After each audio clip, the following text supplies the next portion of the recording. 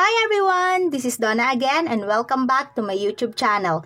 Today, gagawa na naman po tayo ng isa na namang pangnegosyo recipe na napakadaling gawin at napakamura lang ng mga ingredients na kakailanganin. Gagawa po tayo ngayon ng ube pastillas. So, wag na po nating patagalin. Ito po yung mga ingredients na ating kakailanganin. Gagamit po tayo dito ng powdered milk, 3 cups. Para po sa mga magtatanong kung anong powdered milk yung gamit ko, gagamit po ako ngayon ng Birch Tree na brand. Pwede po kayong gumamit ng Bear brand, Milk Boy, or skimmed milk. Gagamit din po tayo ng 1/2 cup of sugar, white sugar. And ang gagamitin po nating condensed milk ay yung ube flavor. Gagamit din po tayo dito ng lagayan. Ito yun. Ang size po ng aking lagayan ay 30 ounce. So, ayun lang po yung mga ingredients na kakailanganin natin. Kaya umpisahan na po natin. First step, paghahaluin lang po natin yung ating powdered milk at yung ating ube condensed milk.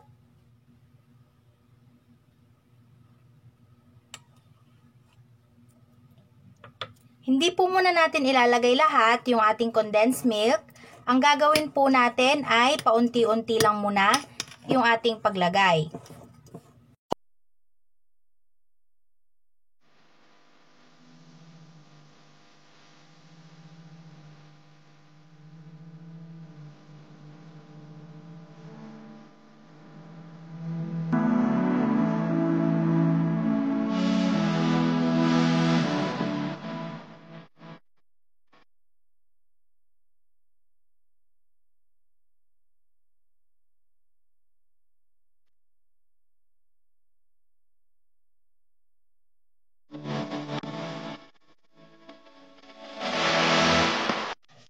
Sa paggawa po ng pastillas, kailangan lang po natin dito ng matyaga na paghahalo para talagang mag-combine yung ating dalawang ingredients.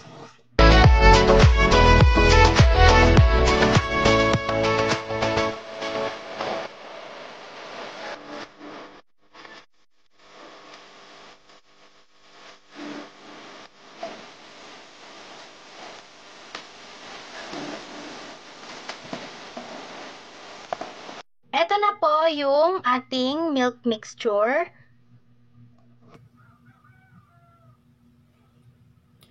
Ayan, so sa mga magtatanong or dati sa mga nakapanood po ng video ko dun sa plain lang na pastillas na ginawa ko, marami po yung mga nag-comment doon na sa 3 cups parang medyo basa siya or malambot pa. Sa akin po, yung ganito kasi yun. Ganito yung itsura niya. So, parang kung titignan nyo, medyo basa pa siya. Pero, nakakapag-hold na po ito ng shape. Mamaya, ipapakita ko po sa inyo. Kung gusto nyo naman na medyo dry siya, or kung ayaw nyo ng ganito, pwede kayong mag-add ng 2 tablespoons of powdered milk, paunti-unti lang hanggang sa makuha po ninyo yung texture na gusto nyo sa inyong pastillas.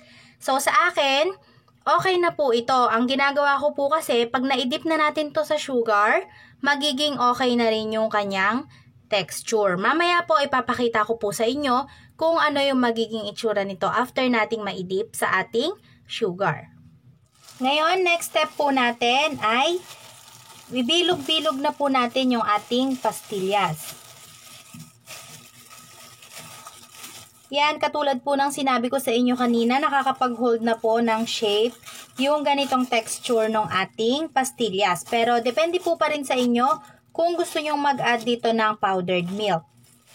Gagamit po ako dito ng 1/2 teaspoon para pantay-pantay yung ating mga pastillas.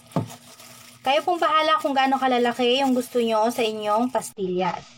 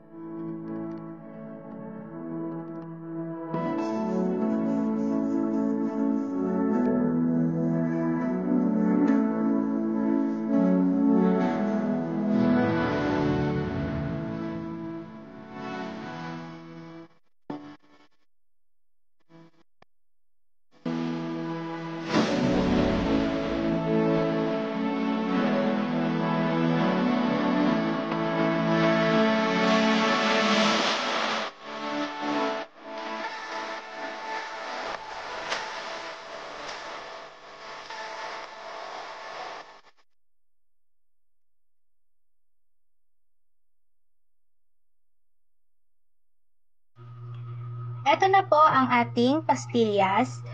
So, kanina, di ba pinakita ko po sa inyo, medyo malambot yung ating milk mixture. Pero ngayon, tignan nyo po, pareho lang siya nung kagaya dun sa mga nakalagay natin dito sa jar. Hindi na siya mukhang malambot after natin siyang i-dip sa sugar. So, ipapakita ko naman sa inyo ngayon.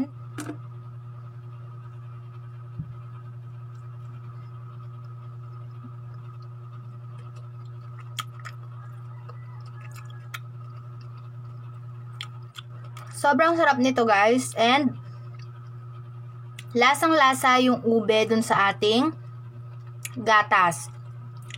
Hindi lang siya basta yung usual na pastillas, talagang malalasahan po natin yung ube kasi yung ating condensed milk ay ube flavor. Hindi lang siya basta matamis, talagang meron siyang lasang ube. Sobrang sarap. So, perfect na perfect po ito na pang himagas, magugustuhan to ng mga kids, and pwede rin po ninyo itong pang negosyo. So, sana po nagustuhan nyo yung ating recipe for today, and sa mga maraming tanong dun sa ginawa kong pastillas nung una, sana po nasagot ko yung mga tanong nyo. Sana nakatulong din po yung mga nasabi kong tips, kung meron ba akong nasabi. So, ayun, okay lang yan guys kung medyo malambot yung inyong milk mixture. After nating maidip sa sugar, magiging okay siya. Mas maganda nga po yan kasi kapag kinagat natin siya, napakalambot at napakasarap niya. Hindi kagaya nung iba na sobrang tigas na nung pastillas nila. Mas masarap yung medyo malambot pa rin yung ating pastillas. So, sana po nagustuhan nyo yung ating recipe for today. And thank you guys for watching, and please don't forget to subscribe sa mga bago lang sa channel ko. At huwag nyo na rin pong kalilimutang pindutin yung bell button below para po notified kayo every time may bago akong upload na video. So thank you guys again, and see you on my next video. Bye!